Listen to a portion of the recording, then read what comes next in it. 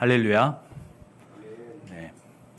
성품이라는 단어를 쓰는 메시지를 전하는 것이 굉장히 힘든 일입니다. 맨 처음에 장로가 되어서 청년팀을 맡게 된 즈음에서 이 메시지를 준비했었는데 이제 끝날 때가 되어서야 여러분들에게 이야기할 수 있게 됐습니다. 성품이란 단어야말로 메시지보다는 메신저가 훨씬 더 중요한 것이기 때문에 전달하는 사람에게 있어서 가장 부담스러운 것이 아닐 수 없는 것 같습니다. 사도행전 15장 39절에서 40절 함께 읽겠습니다. 시작. 그래서 그들은 심하게 다툰 끝에 서로 갈라서고 말았다. 바나바는 마가를 데리고 배를 타고 키프로스로 떠나갔다. 그러나 바울은 실라를 택하고 신도들로부터 주님의 은혜가 함께하기를 바라는 인사를 받고서 길을 떠나갔다. 저는 어려서부터 신앙생활을 했습니다. 주일날이 되면 평일날 논에서 만나고 밭에서 만났던 마을 분들이 약 90% 이상이 일요일날 교회를 가면 예쁜 한복도 입으시고 멋지게 입은 다음에 교회에 있었던 분들이었습니다. 그분들의 평일날의 삶은 밤이면 서로 술 마시고 남편은 아내를 때리고 아내는 마을 공동 공간, 공터로 나와서 부은 눈을 어루만지면서 서로 누가 더 세게 맞았는지 훈장이냐 이야기하는 모습들을 보고 컸습니다. 부모는 자식을 때렸고 형은 동생을 때렸고 그런 삶을 살았습니다. 근데 그런 분들은 어김없이 주일날 교회 오시면 너무나 멋있는 표정으로 멋있는 모습으로 예배를 드리셨죠. 그런 모습을 보면서 어렸을 때 신앙생활을 했고 고등학교 시절에 전남 광주로 이동을 해서 신앙생활에 대해서 보다 좀 더 깊이 있는 저의 신앙으로 고백하기 시작했죠. 그때쯤 제가 들었던 강연이나 제가 들었던 이야기들 중에는 고지론이라는 이야기를 듣게 됐습니다.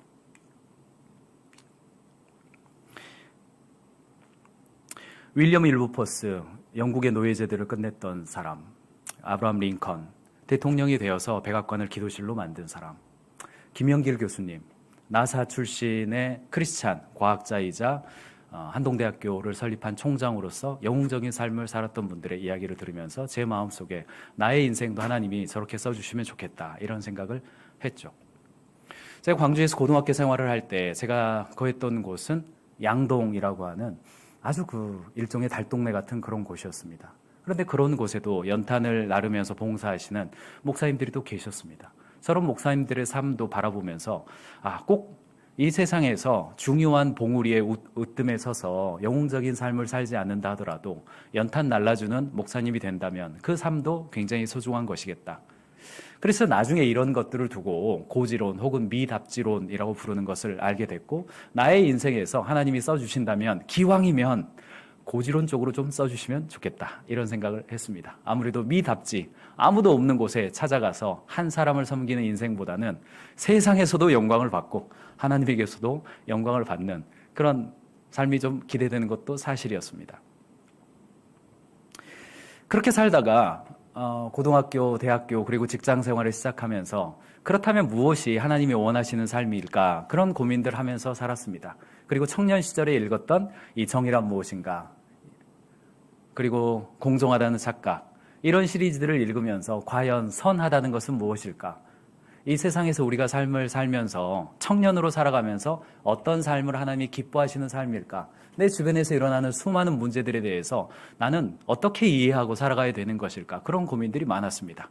최근에도 선하다는 것은 헌법재판소가 판결을 내리면 선한 것일까? 이런 고민이 우리 주변에도 많이 있죠.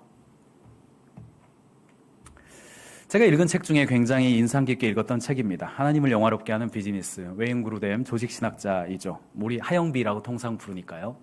이 하영비를 읽으면서 비즈니스에 대해서 이런 정의가 있었습니다. 하나님을 영화롭게 하는 것이었으나 방치된 길이라는 정의가 있었고 제가 고등학교 때 굉장히 감명 깊게 읽었던 후안 카를로스 오리티즈 목사님의 제자입니까? 라는 책을 읽으면서 제가 고등학교 2학년 때 우리의 신앙생활이 교회에 와서 하는 게 아니라 일상생활 전체에서 하는 거구나 라는 것을 깨달으면서 고등학교 때 학교에서 제가 기독학우회를 만들고 또 컨닝 춤학 운동하고 그때 고등학생도 그런 거 했습니다.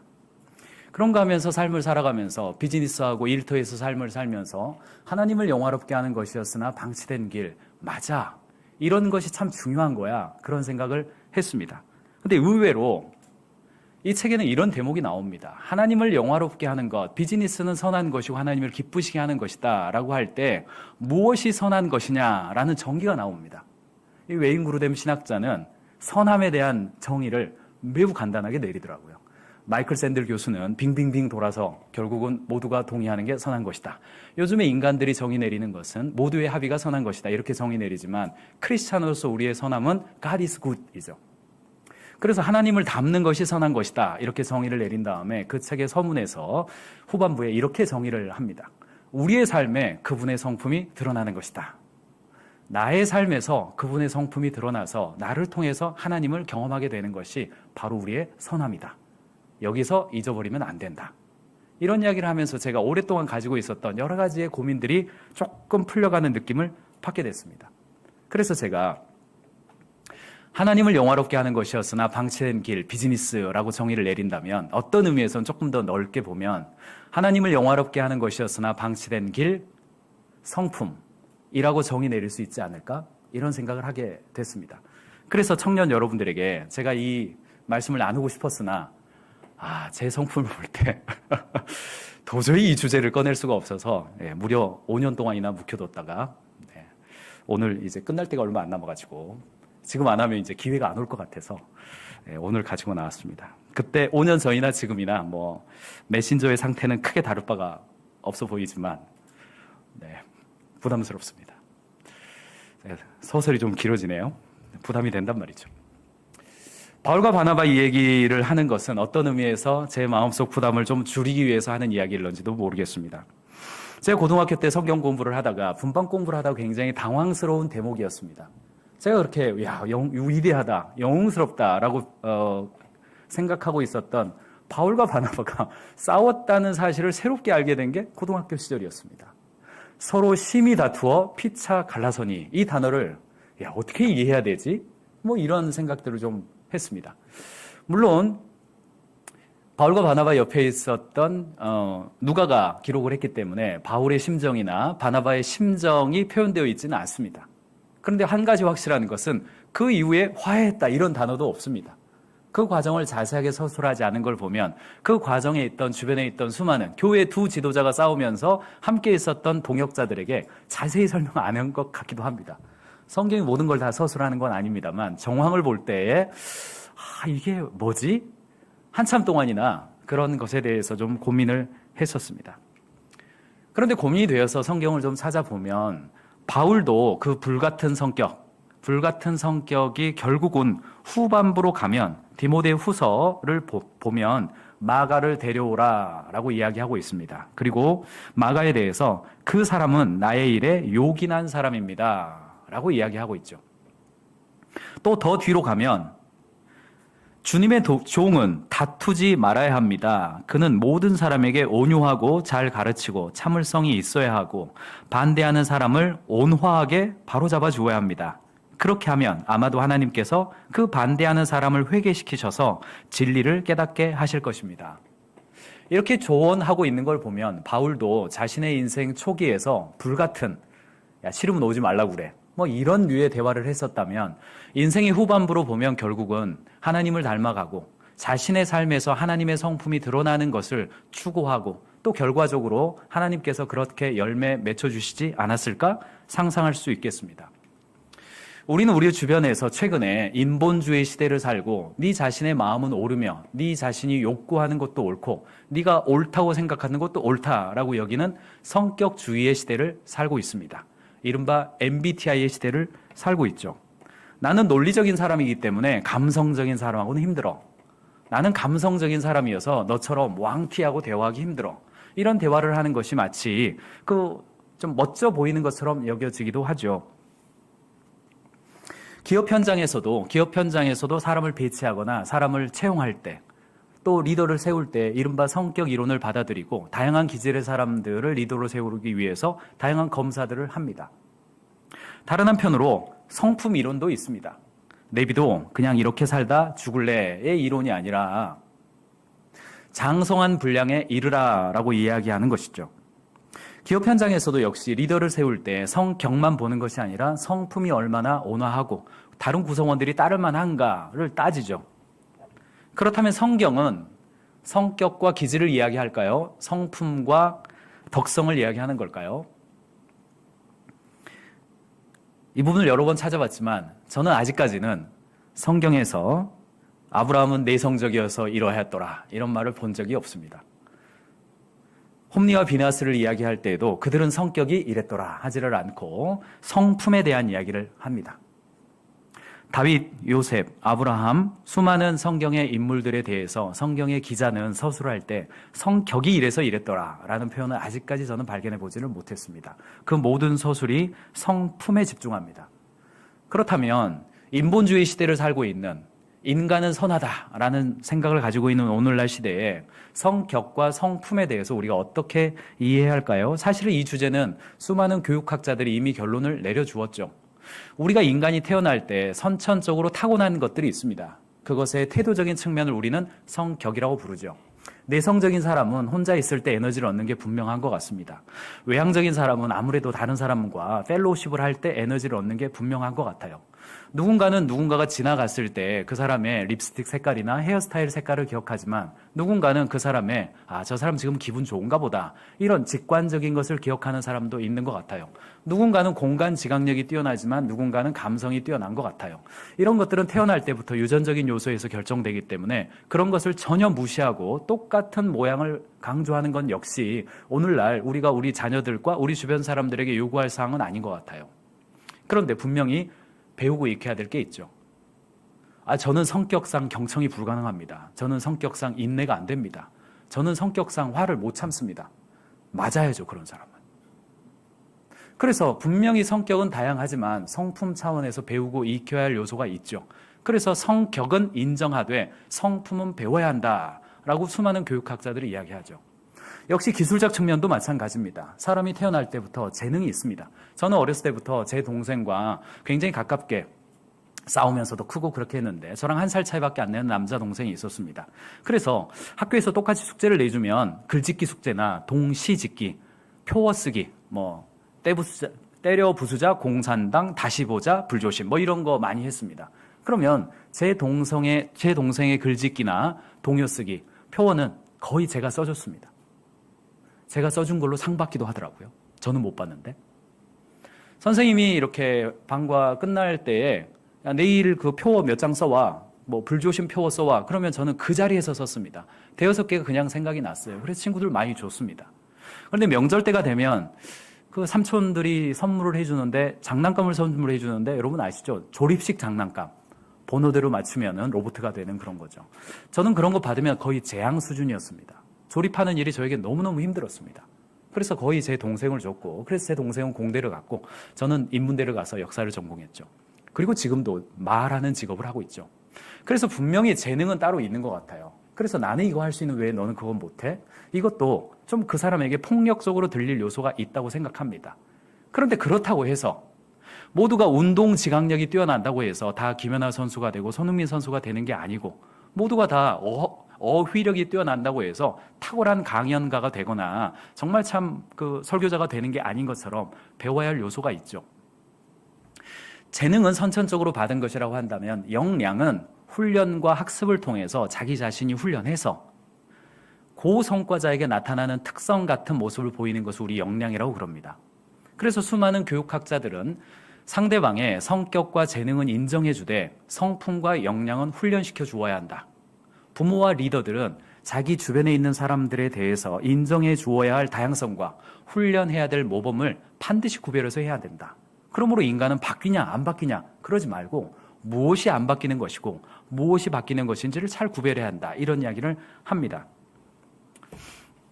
기독교 세계관에서는요, 우리 하나님의 형상에 관련된 3가지 이야기를 합니다. 무엇이 선한 것인가? 절대적으로 선한 것은 하나님의 창조 의지가 선하시죠. 그리고 그 의지의 100% 발현인 창조 때의 모습이 선하죠. 타락 이전에 우리 인간이었을 겁니다. 아마 에덴 동산에서의 아담은 하나님의 성품을 100% 그대로 미러링하고 있었을 게 거의 확실합니다. 허락하신 만큼이요. 그러나 우리가 죄의 상태에 있어서 하나님과 멀어지면서 하나님의 성품을 경험할 일이 부족하고 하나님과의 교제가 상당 부분 단절되어 있다 보니까 하나님의 성품으로 멀어져 있죠. 마치 어두움이 빛으로부터 멀어져 있어서 그 어둠의 상태가 존재하는 것과 같죠. 그래서 그것이 다시 창조와 타락을 거쳐서 구속의 상태, 다시 하나님의 성품의 상태로 가다가 결국은 어느 시점에서 우리가 죽어야죠. 그러다 죽는 거죠. 웨인 그루뎀이 하영비에서 선함이라고 하는 것은 나의 삶에 하나님의 성품이 드러나는 것이다 라고 했다면, 헨리 블랙가비가 저와 여러분들 공부하고 있는 이 하나님 경험한 삶, 이 책은 거의 헤어지도록 우리는 들고 다니는 거잖아요. 이 책에서 이렇게 이야기합니다. 하나님을 경험하는 삶 7가지 실체를 통해서 헨리 블랙가비는 신앙 성장이란 결국 하나님의 초청과 믿음의 갈등 그리고 순종을 통해서 이루어가는 반복적인 과정으로 이야기를 합니다. 또한 영적 리더십이라는 책, 헨리 블랙가비의 책이죠. 이 책에서 리더십이란 그 사람을 하나님이 부르시는 자리에 있게 하는 것이다, 이렇게 정의를 내리죠. 그래서 이것은 한 번에 이루어지는 것이 아니라, 우리의 믿음과 하나님의 성품에 참여하는 것은 한 번에 이루어지는 것이 아니라 경험해 가면서 내 주변에서 일하시는 하나님을 경험하고 나의 삶을 조종하고 순종함으로써 새로운 차원에서의 하나님을 경험하는 것으로 묘사하고 있습니다. 이것이야말로 성품에 관련된 매우 정확한 묘사 아닐 수가 없습니다. 이경준 목사님의 둘도 없는 친구이자 우리나라 일터 사역의 아버지라고 불리우는 방성희 목사님이 아직 출간하지 않은 원본을 저한테 보내주신 적이 있습니다. 거기선 이런 이야기가 나옵니다. 그리스도인의 신앙 성장이라고 하는 것은 맨 처음에 팔복으로 등장하게 되는 것 같습니다. 팔복도 역시 성품에 대한 이야기입니다. 마태복음 5장 3절에서 10절을 보면 예수님이 제자들에게 원하시는 변화는 결국 성품의 변화입니다. 이렇게 말씀하고 있습니다. 심령이 가난한 자는 복이 있나니 천국이 저희 것이며, 이 말을 저는 처음에 이렇게 오해했습니다. 심령이 가난하고 온화한 삶을 살면 하나님이 복을 주셔서 내 삶이 천국같이 기쁘고 즐거울 것이다, 이렇게 오해했죠. 그런데 정말 하나님이 원하시는 팔목은 심령의 가난함 속에서 느끼는 행복임을 느낀 것은 최근입니다. 성도의 덕목에서도 에베소서, 골로새서, 베드로후서, 베드로전서의 말씀을 보면 부르심에 합당한 삶을 살라, 이렇게 요청합니다. 부르심에 합당한 삶이 무엇인가 구체적으로 들어가 보면 그 역시 성품에 관련된 이야기라는 것을 알 수 있습니다. 디모데전서를 보면 교회 지도자에 대한 성품을 이야기하는데, 우리가 늘 알고 있는 것처럼 지도자를 뽑을 때에는 절제하고 신중하며 단정하며 가르침이 있고 관용이 있으며 믿음과 인내와 거룩함이 있어야 된다고 하는데, 이 역시 지도자의 덕목으로서 성품을 이야기하고 있습니다. 그리고 결정적으로 갈라디아서 5장 22절 23절을 보면 사희와 오자양 충원절이 나오죠. 사희와 사랑이랑 화평, 오래 참은 자비, 양성, 충성, 온유, 절제. 그리스도인이 성령의 열매로서 나타내야 할 것을 말하죠. 물론 성령의 열매이지 뿌리가 아니기 때문에 성령이라고 하는 뿌리가 계셔야 그 줄기에 붙어있는 우리로서 자연스럽게 나타나는 수동태로서의 성품이라는 것을 역시 우리가 알고 있습니다. 그런데 수동태로서의 성품이라 한다 하더라도 우리 스스로가 의지적으로 내 마음 속에서나 아니면 메시지, 쉐마를 통해서나 어쨌든 성령의 부르심과 성령의 인도하심의 그 목소리에 귀를 기울여서 반응하지 않는다면 어떻게 우리의 삶에 사희와 오자양 충원절이 나타날 수 있겠습니까? 역시 성품에 대한 우리 스스로의 책임을 말씀해 주고 있는 것으로 저는 이해합니다. 가정에서 원만한 부부 관계는 성품이 가장 중요하다고 이야기합니다. 학교에서도 성품이 갖추어져 있지 않으면 성적은 아무런 의미가 없고, 교회에서도 성품을 통해서 한 지체가 되어야 하는 교회의 본질에 도달하게 되고, 일터에서 역시 건강한 방법으로 성과를 내기 위해서는 성품을 갖추어야 한다라는 이야기를 하고 있습니다. 이제부터는 청년 그리스도인이 갖추어야 할 14가지 성품, 바꿔서 말하자면 내가 의지적으로 노력한다기보다는 우리 안에 내주하고 계시는 성령님의 미세한 목소리에 주의를 기울일 때 어떤 쪽으로 내가 생각하고 행동해야 될지에 대한 구체적인 방향성이다, 이렇게 참고하시면 좋겠습니다. 제가 성품이 이게 중요합니다라고 고르면 누가 그걸 인정해 주겠습니까? 굉장히 유명한 신학자 스탠리 아워스라는 분이 IVP 출판사에서 낸 덕과 성품이라는 책에 14가지의 성품으로 이야기한 걸 인용하겠습니다. 이 14가지가 중요하다기보다는 지금부터 말씀드리는 워딩, 지금부터 말씀드릴 그 단어들이 저와 여러분의 삶, 특별히 일터에서 기억나서 어떤 갈등의 순간에 이렇게 할까 저렇게 할까 하는 갈등의 순간에 지금 제 말씀이 여러분들의 삶에 기억나서 성령의 부르심이라고 생각하고 그쪽으로 판단하고 행동할 수 있기를 바랍니다. 스탠리 아워스는 그리스도인의 성품 14가지를 이야기하는데 제가 그것을 3단계로 좀 나눠봤습니다. 아무래도 제가 하는 일이 구조화하고 컨설팅을 하는 일이다 보니까 스탠리 아워스는 이 14가지를 그냥 나열했습니다. 그런데 제가 그리스도인으로서 삶을 살아갈 때 포커스가 가장 먼저 아주 처음 예수님을 믿게 됐을 때에는 예수님에 대한 어떤 감격이 있기 때문에 아무래도 전도하고 양육하는 것이 우리의 삶의 성품을 표현하는 그런 측면인 것 같고, 그러다 조금 지나면 리더십을 발휘해서 다른 사람의 삶에 좀 개입이 되어지고 그 사람의 삶에 영향을 미치는 단계가 되는 것 같고, 그런 다음에 조금 더 하나님 허락하신다면 내가 살고 있는 이 사회가 좀 더 하나님이 기뻐하시는 사회로, 하나님 나라가 이 땅에 임하시게 하는데 동참하실 수 있게 한다면 사회 변화에도 동참하면 좋겠다, 이런 마음을 가지고 있습니다. 물론 이거는 동심원이기 때문에 내 주변 사람들에게 전도 양육을 하거나 내 주변 사람들의 삶을 변화시키는 증거가 없이 사회를 변화시키겠다고 광장으로 나가고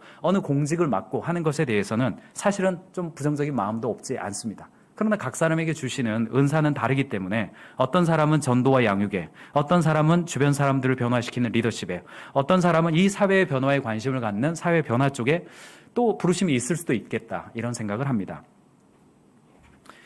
전도 양육에서 5가지 정도를 함께 먼저 보겠습니다. 지금부터는 아주 빠르게 여기에 나와 있는 워딩을, 지금부터 나오는 워딩은 스탠리 아워스의 워딩이다, 이렇게 참고하시면 되겠습니다. 첫 번째, 기쁨입니다. 기쁨이 없이는 사랑의 열매를 맺을 수가 없습니다. 자신의 모습에 만족하는 사람은 그 모습 그대로 기쁨이 흘러나오죠.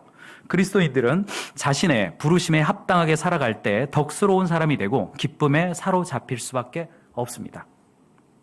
나는 혼자 있을 때에도 기뻐할 일이 생깁니까? 나는 내가 하는 업무를 기쁘게 감당합니까? 나는 나의 삶에 대한 감사 제목을 당장 말할 수 있습니까? 성령님이 우리 마음속에 기쁨이라는 모습으로 나타날 때 우리가 응답하면 좋겠습니다. 두 번째, 우정입니다. 너희는 내가 명하는 대로 행하면 곧 나의 친구라. 이제부터는 너희를 종이라 하지 아니하리니 종은 주인이 하는 것을 알지 못합니다. 천지 만물을 창조하신 예수님이 우리를 친구라고 명칭해 주기까지 하셨습니다.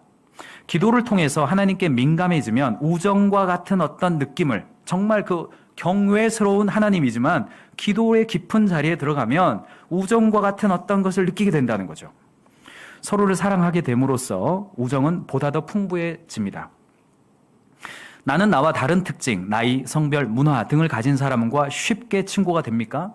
나는 누군가와 친구가 되기 위해서 오랜 시간 인내한 경험이 있습니까?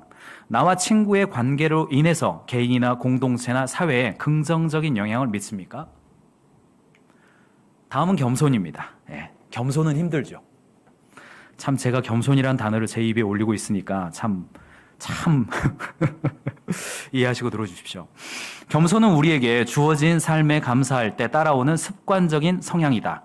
우리는 믿고 나서 겸손해지는 것이 아니라 겸손이라는 방식으로 그리스도를 믿게 된다.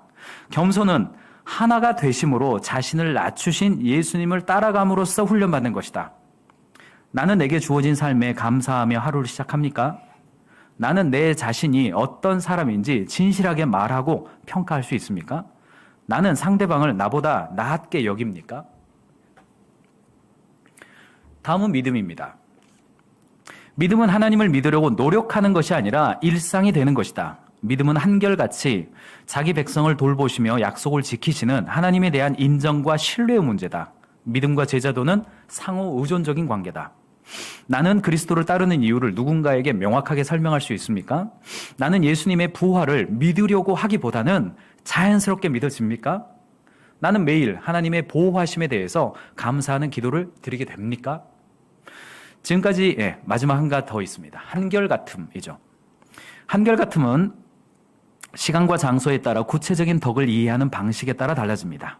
삶의 분명한 목적을 가지고 일관적인 결정을 내리는 것은 한결같음과 관련이 있습니다.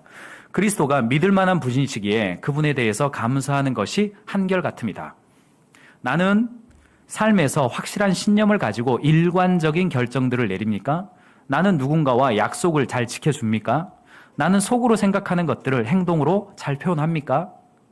지금까지 말씀드린 것이 제가 그룹핑을 했을 때 전도와 양육에 해당되는 5가지 요소로 좀 정리를 해보았습니다. 두 번째, 조금 더 저에게는 난이도가 있게 느껴졌기 때문에 이쪽으로 올렸습니다. 리더십이죠. 첫 번째, 인내입니다. 분노를 올바른 방향으로 표현하기 위해서는 인내하는 습관을 들여야 합니다. 인내는 시간과 연관이 있는데 하나님은 우리가 서로에게 인내할 수 있도록 세상의 시간을 주셨습니다. 이 통찰이 정말 멋있는 통찰입니다. 우리가 서로에게 인내할 수 있도록 세상의 시간을 주셨다. 이 크로노스의 시간을 주셨다 이거죠. 모두가 경험하는 그런 시간이죠. 인내를 통해서 기술과 습관을 연습해서 익히면 행복을 느낄 수 있습니다. 나는 야구, 기타 연주 등 시간을 들여서 기술을 연마한 경험이 있습니까? 나는 조급한 마음이 들 때 제어할 수 있습니까? 나는 화가 나도 상황에 맞게 감정을 조절할 수 있습니까? 이 목소리가 들릴 때 이게 성령님의 목소리구나 라고 하고 나의 행동을 바꿔내는 것, 그것이 부르심에 응한 합당한 삶이라는 것이죠. 좀 더 난이도가 느껴집니다. 단순함은 사람이 하나님과 그분의 창조 체계와 관련해서 자신을 있는 모습 그대로 평화롭게 받아들인다는 의미이다. 자신의 삶은 여러 단계나 영역으로 구획하기 어려워서 구획하려는 것을 단순함의 위기 신호다. 여기서는 이렇게, 저기선 저렇게, 저기선 이렇게 여러 가지의 가면을 쓰고 살지 말고 단순한 삶을 살아라 라는 것이죠. 복잡한 시대를 살아가는 우리들은 오히려 단순함의 기쁨을 누려야 한다. 나는 누군가의 말에 흔들리지 않고 나답게 살아가고 있습니까? 나는 복잡함 속에서도 마음의 평화를 유지합니까? 나는 나의 모습과 주어진 상황을 있는 그대로 받아들입니까? 다음은 소망입니다. 소망은 보이지 않는 목표를 중심으로 우리의 위치를 규정합니다. 믿음, 소망, 사랑은 성령의 역사로만 가능합니다. 소망을 품는 것은 인내하고 용감해지고 상상력을 발휘하는 것이죠. 나는 내 삶의 목표를 생각하면 에너지가 넘칩니까? 나는 내 삶의 분명한 목적을 얘기할 수 있습니까? 나는 어려움에 직면할 때 즉흥적으로 대응할 수 있습니까? 소망이 있기 때문이죠. 다음은 용기입니다. 결과를 예상할 수 없는 결단을 끝까지 지키는 것. 변화하는 세상에서 한결같음을 유지하는 것. 나의 연약함을 직면하고 극복하고자 하는 것. 수학 문제가 안 풀릴 때 거기에 대해서 분노하거나 좌절하지 말고 잠 자고 일어나서 다음날 아침에 그 수학 문제를 마주 대할 수 있는 용기. 이런 것들이 우리가 가져야 될 용기죠. 나는 나의 인정하기 쉽지 않은 연약함을 나열해서 말할 수 있는 용기가 있습니까? 나는 내가 헌신하는 것은 무슨 일이 있어도 잘 지킬 수 있는 용기가 있습니까? 나는 내가 상상하는 것을 실현할 수 있는 말과 행동을 이행할 수 있는 용기가 있습니까? 다음은 절제입니다. 제가 이번 메시지를 준비할 때 이 화면을 굉장히 신경을 썼습니다. 왜냐하면 이게 시각적으로 좀 기억되기를 바라는 마음이 있기 때문에 아무래도 텍스트보다는 이 화면이 특별히 다이어트 하시는 분들은 잘 기억나시길 바랍니다. 절제의 덕이 필요한 이유는 우리의 삶이 욕망으로 이루어졌기 때문이죠. 절제는 올바른 것들을 올바르게 원하는 습관을 익히게 더는 덕이다. 그리스도인의 행복해지고 싶은 욕망은 하나님을 향한 갈망으로 채워져야 한다. 나는 모든 일에 깊이 생각하며 이성적인 판단을 내릴 수 있습니까? 나는 현재보다 더 낮은 생활 수준을 받아들일 수 있습니까? 나의 열정은 언제나 올바른 방향을 향합니까? 제가 굉장히 오래전에 거의 20년 가까이 된 것 같습니다. 우연히 어떤 집에 방문했었는데 거기에서는 미국의 케이블 TV가 나오고 있었습니다. 거기에는 마침 기독교 컨퍼런스가 있었고요. 청년들을 향한 어떤 메시지였습니다. 거기에 누가 나왔냐면 이 릭 워렌 목사님이죠. 목적이 이끄는 삶으로 유명해진 새들백 교회의 목사님이었습니다. 그 목사님에게 한 MC가 질문을 합니다. 당신은 이렇게 책을 쓰고 교회도 굉장히 부흥하면서 당신의 삶을 어떻게 유지합니까? 이런 질문이었어요. 그 전체적인 맥락을 볼 때 삶의 수준과 절제에 관련된 그런 질문이었는데 리그 오런 목사님이 이렇게 대답하더라고요. 첫 번째, 저는 먼저 제 책을 출간하고 책이 잘 팔리기 시작했을 무렵 아내와 자녀들을 불러서 대화했습니다. 우리의 삶의 수준을 우리가 재정소득이 늘어난다 하더라도 현재 수준을 올리지 않기로 가족 모두가 합의했습니다. 특별히 제 아내에게도 합의를 구했습니다. 그리고 나서 일정한 수익 이상의 것은 재단을 만들어서 그 재단에 기부를 하고 그 재단의 어떠한 의사결정에도 관여하지 않기로 가족과 합의를 봤습니다. 그래서 저는 제 삶의 절제를 유지할 수 있었습니다. 이렇게 대답하는 모습을 보고 20년 전에 참 멋있다. 그래도 돈이나 좀 많이 벌면서 저러면 좋겠네. 이런 생각 같이 했습니다. 그리고 제 아내에게 참 제 아내가 피식 웃었습니다. 그때 우리가 참 먹고 살기 힘들지만 우리도 소득이 늘어나면 우리의 소득을 올리지 않은 상태로 늘어난 소득에 대해서는 좀 주변에 나눌 수 있는 그런 삶을 살면 좋겠습니다. 그러다가 몽골 단기 선교를 갔는데 몽골 단기 선교 가셨던 분들이 직장 생활할 때 거기에 선교사로 오신 분들이 LG 출신들이 거기 많이 있었는데 그분들이 51%를 헌금했다는 이야기 들으면서 제 가슴에 불이 타올랐습니다. 이야, 월급의 51%를 헌금해야지. 아직도 못하고 있습니다. 근데 어쨌든 제 마음속의 결심은 생활 수준과 문화 수준을 올리지 않으면서 내 소득이 늘어난다면 늘어난 소득을 자유롭게 사용할 수 있고 그 자유롭게 사용할 수 있음의 기쁨을 누리는 것이 내가 삼겹살 먹고 행복한 사람이 소고기를 먹어야만 행복한 상태가 되지 않는 것, 그 상태를 유지하는 것이 굉장히 필요하겠다 이런 생각은 하죠. 사랑하는 청년 여러분, 지금 살고 있는 모습의 생활 수준을 유지하면서 월급이 2배로 올라가도 그 상태를 유지할 수 있는 축복이 여러분에게 있기를 바랍니다. 마지막 세 번째 레벨이죠. 사회 변화에 관련된 부분입니다. 오늘날처럼 청년 세대에서 사회 변화에 관심이 많은 세대가 없는 것 같습니다. 제가 청년 세대는 많이 했던 말이 청년들의 정치 무관심, 심각한 문제다. 이런 이야기 꽤나 많이 들었습니다. 근데 지금은 그렇지 않죠. 정치인들도 청년들의 표를 받기 위해서 무지막지한 공약을 내고 있고 청년들도 이른바 광장 정치에 동참하는 청년들도 많은 것 같습니다.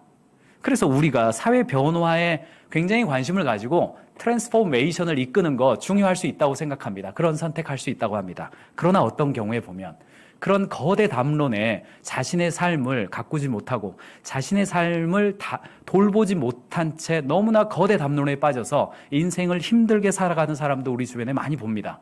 그러므로 사회 변화에 관심이 있는 청년이라고 한다면 더더욱 지금부터 나오는 이야기를 잘 눈여겨보시기를 바랍니다. 자비입니다. 관계를 맺으면서 살아가는 우리는 서로를 돌보지 않고는 존재할 수 없습니다.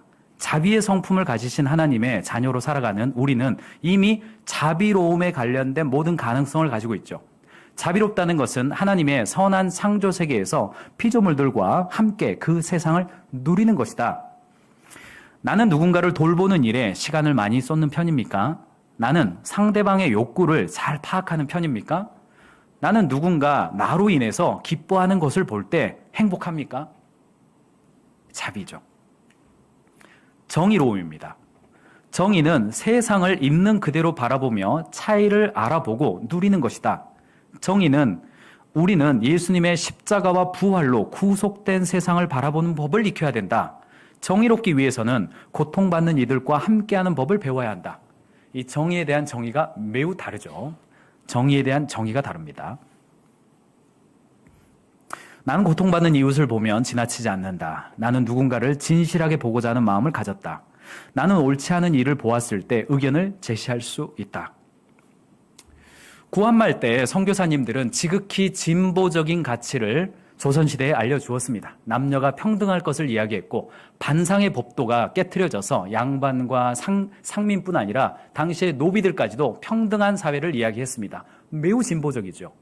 반대로 이 사회가 남자가 남자랑 결혼해도 되고 남자가 개하고 결혼해도 되고 이런 이야기할 때는 그거 아니다.